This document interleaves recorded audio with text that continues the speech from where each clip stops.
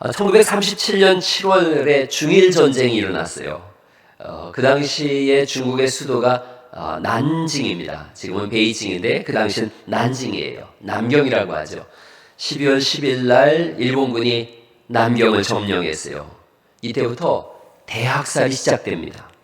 5만여 일본군들이 닥치는 대로 일반 시민들을 학살하고 강간하고 약탈합니다.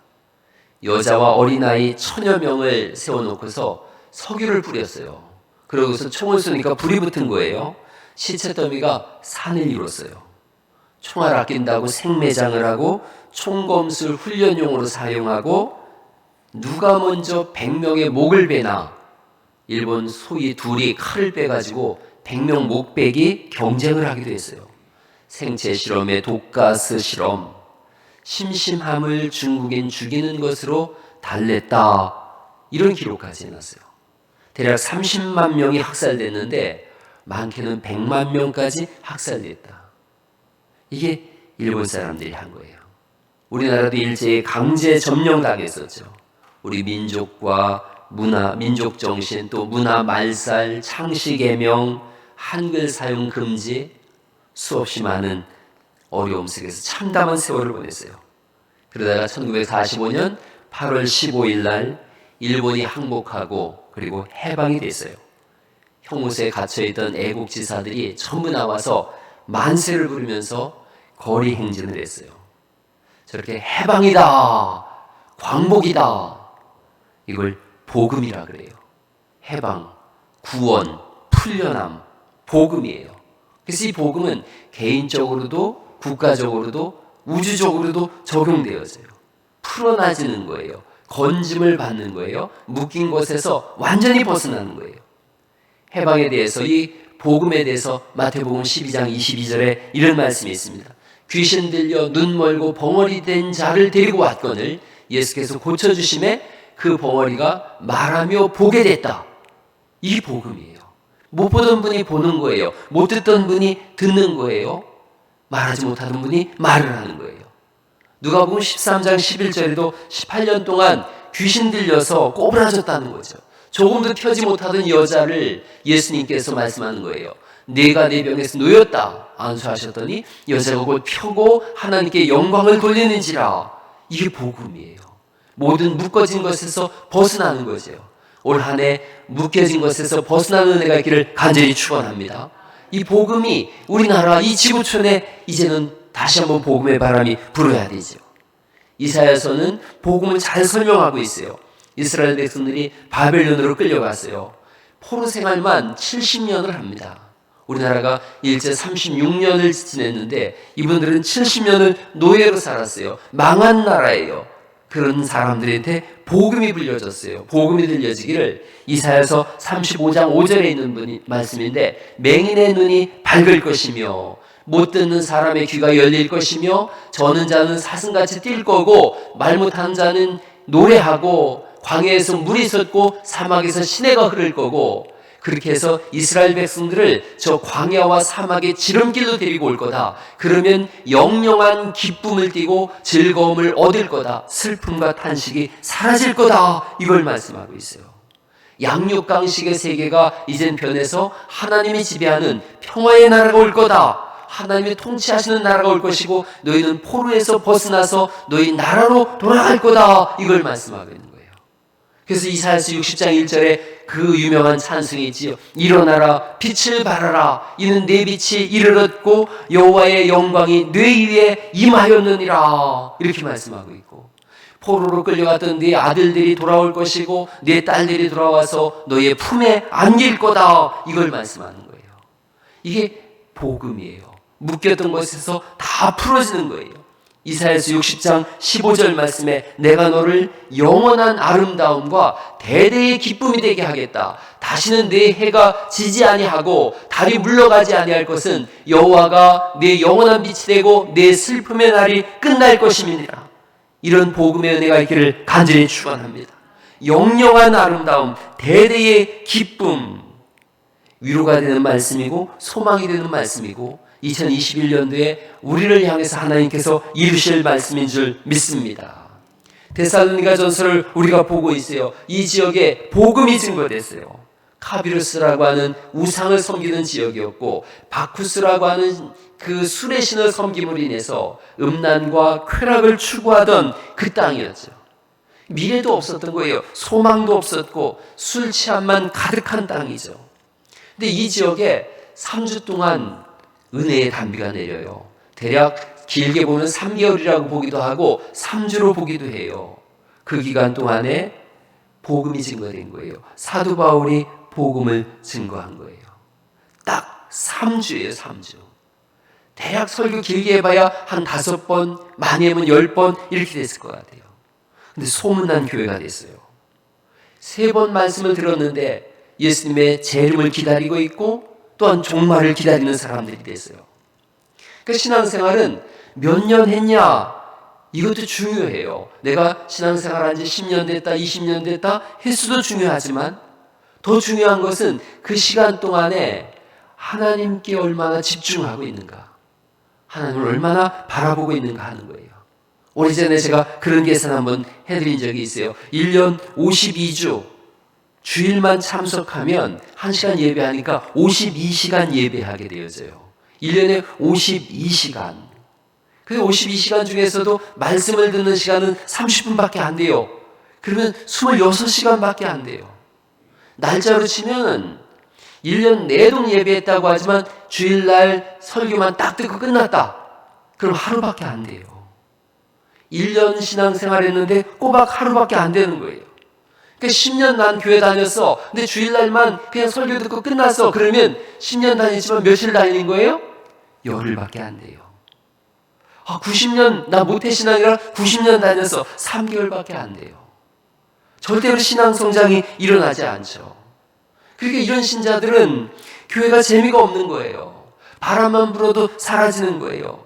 코로나가 터지면 흔적도 없어져요. 매일 주와 동행하는 심령들, 그런 성도들, 코로나가 오든 더 엄청난 것이 오든 하나님 앞에서 예배의 자리에서 요지부동하는 줄 믿습니다. 흔들리지 않는 신앙이 되는 거죠. 그래서 2021년도 오늘 결심하세요. 내가 매일 하나님 말씀을 묵상하겠다. 그게 큐티죠, 큐티. 매일 기도하는 걸 멈추지 않겠다. 성경 일독은 기본이죠, 기본. 저렇게 성경 필사하는 저런 책도 나왔어요. 저 노트예요. 그래서 창세기부터 저기다 그대로 쓰기만 하면 돼요. 성경 필사 노트. 이런 거 사서 한 1년 동안 성경을 써보세요. 한 3년이면 다 쓸 수 있는 것 같아요. 3주 말씀을 들은 이분들은 절대로 흔들리지 않았어요. 하나님께 그만큼 집중했던 거죠. 로마인, 유대인, 또 데살로니가인들 다 박해하고 죽인다고 하는데도 전혀 흔들리심이 없었어요. 복음을 받은 자는 흔들리지 않고 무너지지 않는 줄 믿습니다. 그럼 이 복음이 어떻게 전해졌는가? 오늘 제가 설교의 제목을 복음은 어떻게 전해지는가 이거예요. 복음은 어떻게 전해지는가? 첫째, 1장 5절 말씀을 다시 보실까요? 1장 5절. 이는 복음이 너희에게 말로만 이른 것이 아니라 이렇게 시작되어져요. 그 복음이 임했다 이거죠. 복음이 누구에게, 누구를 통해서 우리 복음이라고 말한 걸 보니까 바울과 실라와 디모데예요. 실라의 다른 이름은 실루아노라고 이름 쓰고 있어요. 바울, 실라, 디모데가 복음을 가지고 데살로니가에 간 거예요. 그래서 복음을 전했는데 다시 한번 보시면 이는 우리 복음이 너희에게 말로만 이르는 것이 아니라, 그러니까 우선 말로 다 전해졌다는 거죠. 복음이 증거되는 1차적 수단이 말이에요. 이 말은 세상의 말이 아니라 1장 6절 말씀 보면 말씀 이렇게 표현하고 있어요. 성령의 기쁨으로 말씀을 받아 이렇게 돼 있고, 1장 8절에는 주의 말씀이 이렇게 돼 있고, 2장 13절에 보면 하나님의 말씀 이렇게 돼 있어요. 그러니까 말로만 이뤘다 이런 것이 아니라 이 말씀은 하나님의 말씀이 너희에게 임했다는 거죠. 요한복음 5장 25절이에요. 진실로 진실로 너희에게 이르노니 죽은 자들이 하나님의 아들의 음성을 들을 때가 오나니 곧 이때라. 듣는 자는 어떻게 된다는 거죠? 살아난다는 거죠. 그러니까 언제 구원받는가? 하나님의 말씀이 증거될 때 구원받는 거예요. 믿음은 들음에서 나며 들음은 그리스도 예수의 말씀이니라 이렇게 되어져 있거든요. 데살로니가 지역에 가서 바울이 할 말이 참 많았을 것 같아요. 철학의 도시니까 철학을 말할 수도 있고 문학을 말할 수도 있는데 그 짧은 시간에, 그 3주밖에 안 되는 시간에 이 사람이 할 수 있는 거는 복음밖에 없어요. 복음을 전하면 사는 거예요. 저는 여러분한테 오자 그런 약속을 했어요. 목사니까 어떤 상황 누구든지 요청하면 가서 복음을 전하겠습니다. 여러분, 이 약속은 변치 않습니다. 여러분이 요청하면 언제든지 달려갑니다. 몇 해 전에 일본에서 한 사람이 복음을 듣고 예수 믿고 구원받기를 원한다라고 하는 말을 들었어요. 그래서 일본까지 갔어요. 한 사람 때문에 일본 갔어요. 제가 여러분한테 그 사진도 보여준 적이 있죠. 그 한 사람한테 일본말로다가 못해서 한문을 쓰기도 하고 영어를 쓰기도 하고 그렇게 해서 복음을 전했더니 그는 예수님 믿었어요. 그게 중요한 거예요. 말기암 환자였는데 예수님 영접하고 돌아가셨어요. 우리 교회 함께 신앙생활하던 지교한 장로님 여동생이 병에 걸렸어요. 시한부 생명이에요. 저한테 복음을 전해주세요. 끊임없이 복음을 전했어요. 전화를 하고 잊지 않고 기도하고 그랬어요. 그분이 예수님 영접했어요. 돌아가시기 바로 전날 저한테 전화해가지고 고맙다고, 나는 예수님 믿고 이제 구원받습니다, 천국 갑니다, 이러셨어요. 복음은 전해지는 거예요. 말로 전해지는 거예요. 바울 일행이 3주밖에 시간이 없었어요. 언제 추방당할지 몰라요. 뭘 얘기할까요? 딱 3번 설교한다면 뭘 해야 될까요? 12월 31일 날 밤이 되면 우리 집에는 아이들이 꼭 큰 절을 합니다. 저렇게 올해는 한 녀석이 더 늘었죠. 저렇게. 오케이. 여러분 이제 여러분 새해 복 많이 받으세요. 저렇게 앉으면 제가 얘기를 하는데 뭔 얘기 하겠어요? 금년에도 어제 그제밤에 딱 한마디 했어요. 예배 잘 드려라. 예수님 잘 믿어라. 끝! 그거였어요. 여러분, 가장 절박한 시간, 가장 짧은 시간에 무슨 얘기 하겠어요? 예수님이 우리를 위하여 죽으셨습니다. 3일 만에 부활하셨습니다. 그리고 다시 오십니다. 그 예수님 믿으면 영생을 얻습니다. 이것밖에는 전할 게 없는 거예요. 여러분, 데살로니가에 수없이 많은 박해와 고난이 있었어요. 그러나 이 복음을 3번 들은 이 사람들은 이겨나갔어요.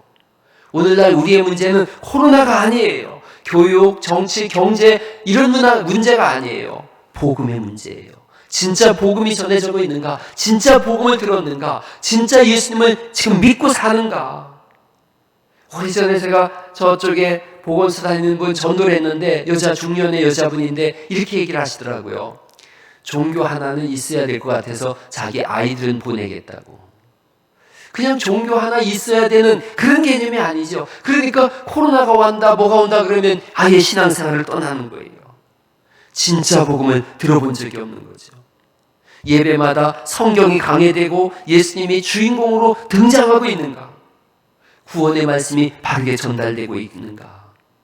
그것이 이렇게 증거되어지면 심령의 어둠이 물러가고 어떤 역경 속에서도 그리스도 예수님을 믿는 믿음으로 살아가게 되는 줄 믿습니다.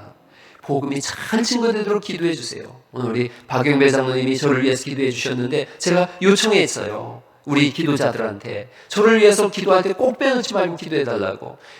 다른 거 위해서 기도할 거 아니고 딱 한 가지, 복음을 잘 증거하는 목사 되게 해주세요. 세상에 이상한 거 얘기하지 않고 오직 복음만을 증거하게 하는 그런 목사 되게 해주세요. 우리 대표 기도자들이 그걸 잘 전해주셔서 기도해 주셔서 얼마나 감사한지 몰라요. 혹시라도 제가 뭔가 잘하는, 복음을 잘 증거하면 하나님의 은혜고 또 하나는 여러분의 기도예요. 말로 증거되어졌어요. 거기서 끝나지 않죠. 또 이렇게 써 있어요. 5절을 다시 볼까요? 이는 우리 복음이 너희에게 말로만 이른 것이 아니라 또한 뭐로 다 증거된 거죠?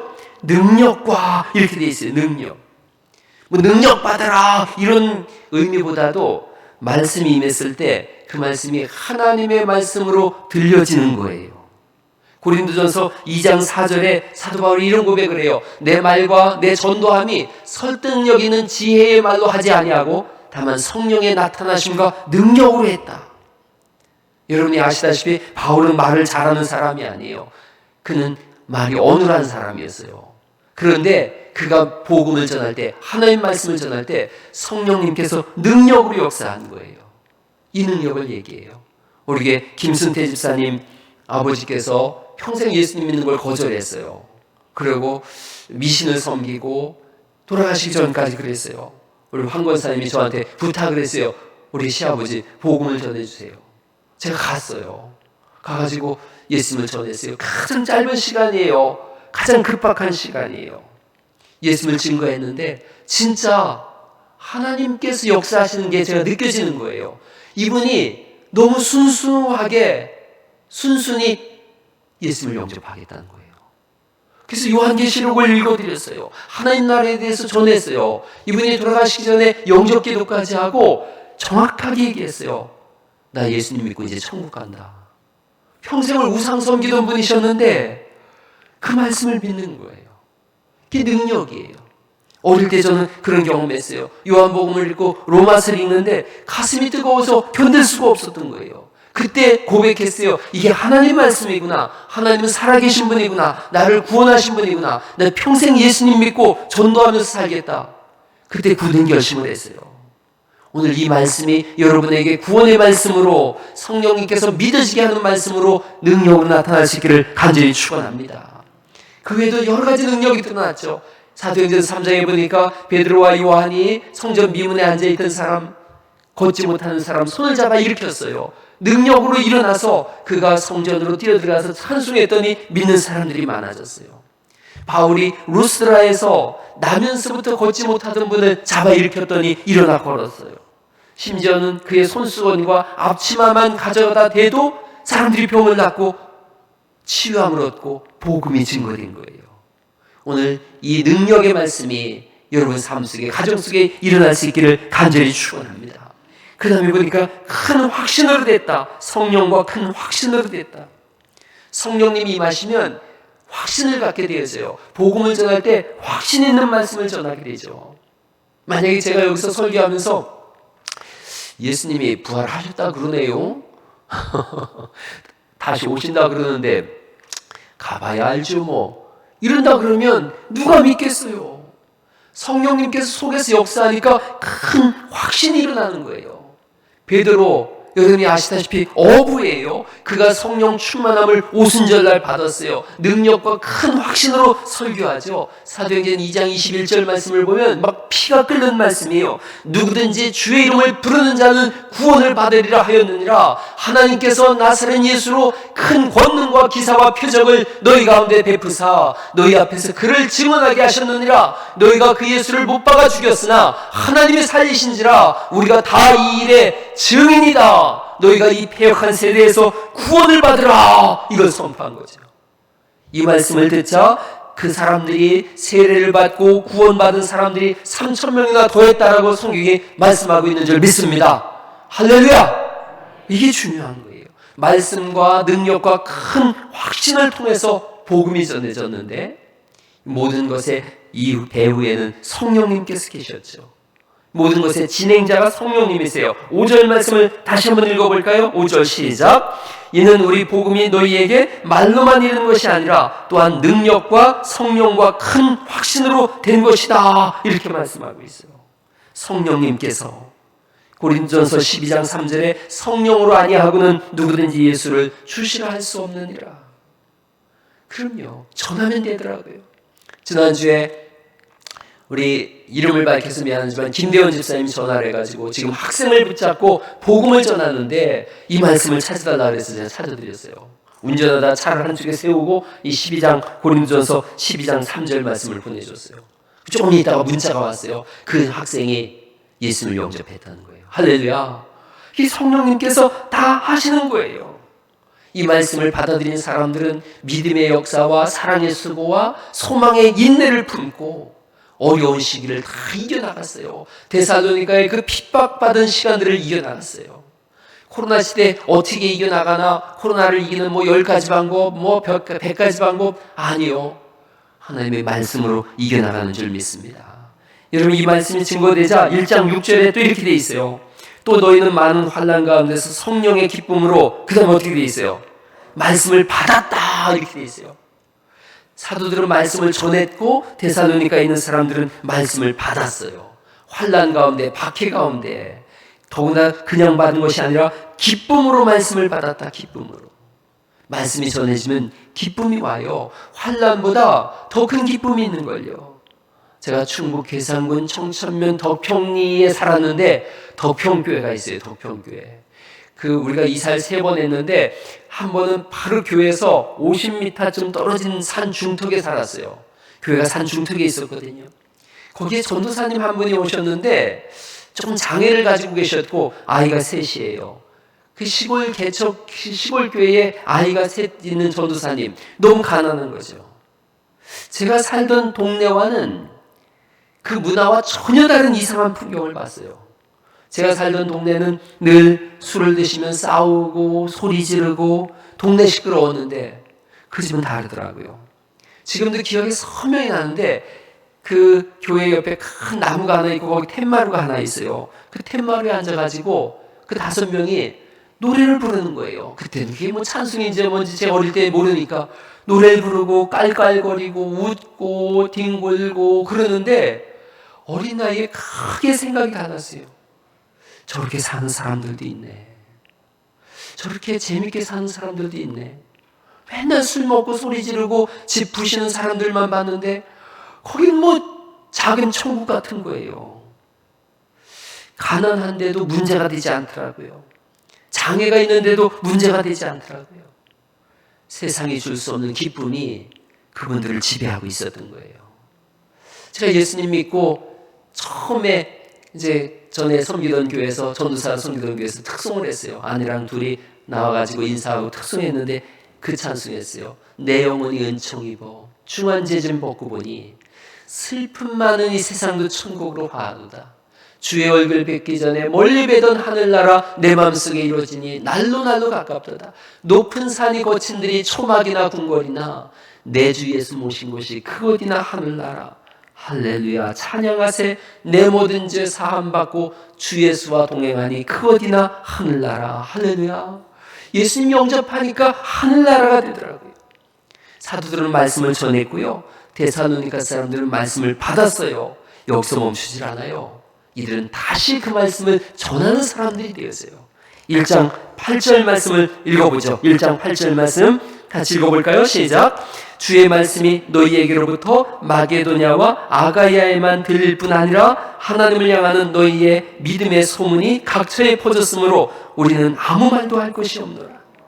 사도들은 말씀을 전했고 이 사람들은 그 복음을 받아들였고 그리고 그 복음을 또 다른 사람한테 전한 거예요. 이게 데살로니가 사람들이에요.